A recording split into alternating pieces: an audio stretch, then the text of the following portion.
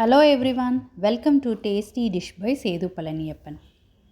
Deepavali special ரெசிபியாக ஒரு sweet recipe இன்றைக்கி பார்க்க போகிறோங்க. இது பேர் லவங்க லத்திக்கா. லவங்க லத்திக்கா செய்கிறதுக்கு 1 கப் மைதா எடுத்து வச்சுருக்குறேங்க. இந்த மைதாவை சலிச்சு எடுத்துக்கலாம்.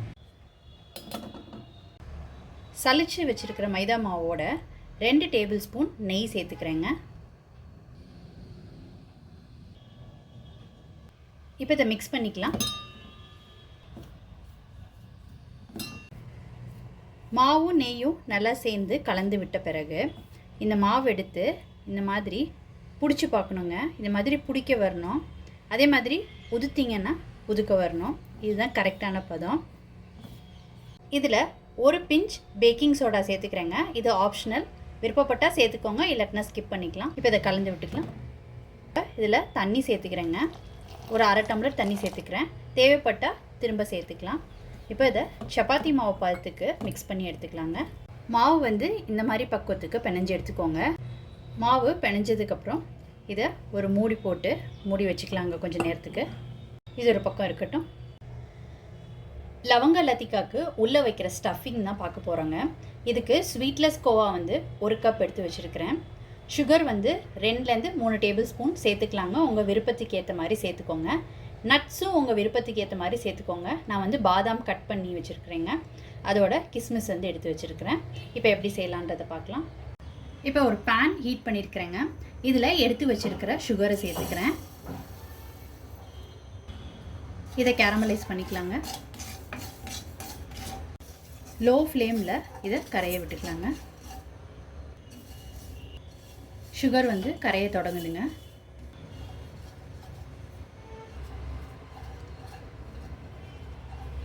சுகர் நல்லா கரைஞ்சி கலர் சேஞ்ச் ஆகிடுச்சுங்க. இப்போ இந்த ஸ்டேஜில் எடுத்து வச்சுருக்கிற கோவாவை சேர்த்துக்கிறேன். இது நல்லா கலந்து விட்டுக்கலாம்.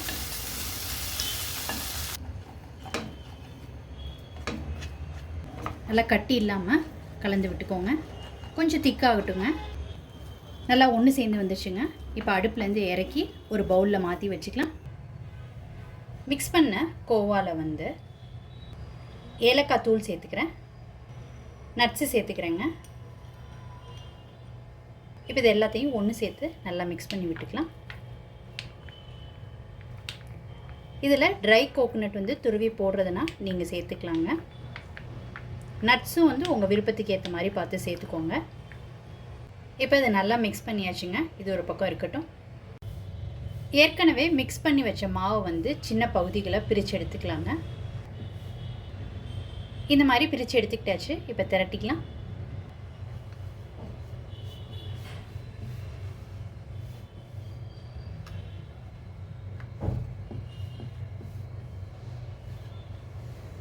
இந்த மாதிரி தின்னா திரட்டிக்கோங்க. மிக்ஸ் பண்ணி வச்சுருக்கிற ஸ்டஃபிங்கில் கொஞ்சமாக எடுத்துக்கிட்டு இருக்கேங்க. இது உள்ளே வச்சுக்கலாம். இதை உள்ளே சென்டராக வச்சுக்கலாங்க. இப்போ சைட்ஸை ஃபோல்ட் பண்ணிக்கலாம்.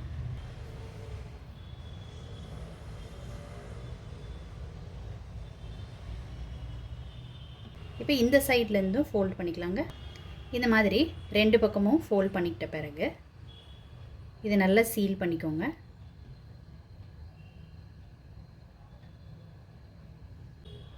இப்போ இதை எடுத்து பேக் சைட் டர்ன் பண்ணி இந்த மாதிரி ப்ளேஸ் பண்ணி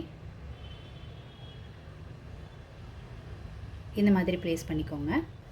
இதையும் நல்லா சீல் பண்ணிக்கோங்க.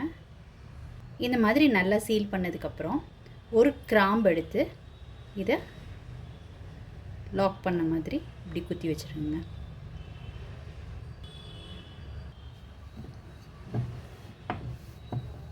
இன்னொன்று பண்ணி காமிக்கிறேங்க. இதை உள்ளே ப்ளேஸ் பண்ணிக்கிட்டு சென்டராக இப்போ 2 சைட்ஸும் எடுத்து க்ளோஸ் பண்ணிக்கலாம்.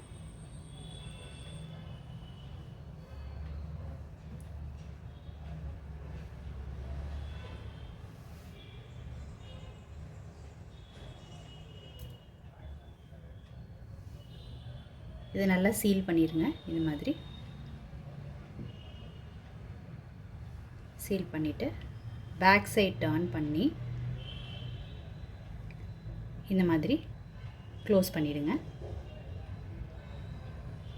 இந்த மாதிரி நல்லா சீல் பண்ணதுக்கப்புறம் ஒரு கிராம்பு வச்சு க்ளோஸ் பண்ணிக்கோங்க. எல்லாத்தையுமே இந்த மாதிரி ரெடி பண்ணிக்கிட்டாச்சுங்க. 1 டம்ளர் மைதா மாவுக்கு எனக்கு 9 பீஸ் கிடச்சிருக்குங்க. இப்போ இதை அடுத்து ஃப்ரை பண்ணி எடுத்துக்க போகிறோம். இதை ஃப்ரை பண்ணி எடுத்துக்கிறதுக்கு முன்னாடி சுகர் சிரப் ரெடி பண்ணிக்கலாங்க. அப்போ தான் ஃப்ரை பண்ண பிறகு இதை சுகர் சிரப்பில் போடுறதுக்கு கரெக்டாக இருக்கும். இப்போ ஒரு சாஸ் பேனில் 1 கப் சுகர் சேர்த்துக்கிறேங்க. இதுக்கு 1/2 கப் தண்ணி சேர்த்துக்கிறேன். சுகர் நல்லா கரையட்டுங்க. சுகர் நல்லா கரைஞ்சதுக்கப்புறம் ஒரு கொதி வந்ததுக்கப்புறம் ஸ்விட்ச் ஆஃப் பண்ணிக்கலாங்க. இதில் பாகுபதம்லாம் வரணும்னு அவசியம் கிடையாது. குலாப் ஜாமுனுக்கு செய்யும்போது எப்படி சுகர் சிரப் ரெடி பண்ணுவீங்களோ அந்த கன்சிஸ்டன்சியில் ரெடி பண்ணி எடுத்துக்கோங்க. ஜீனி நல்லா கரைஞ்சி ஒரு கொதி வந்துருச்சுங்க. இப்போ இந்த ஸ்டேஜில் ஏலக்காய் தூள் சேர்த்துக்கிறேன்.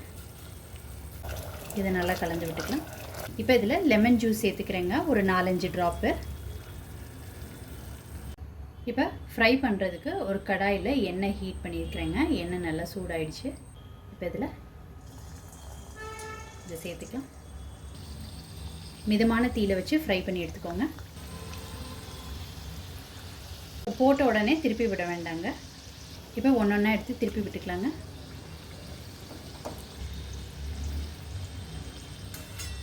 நல்ல ஒரு கோல்டன் கலர் வர அளவுக்கு ஃப்ரை பண்ணி எடுத்துக்கலாங்க, திருப்பி விட்டு.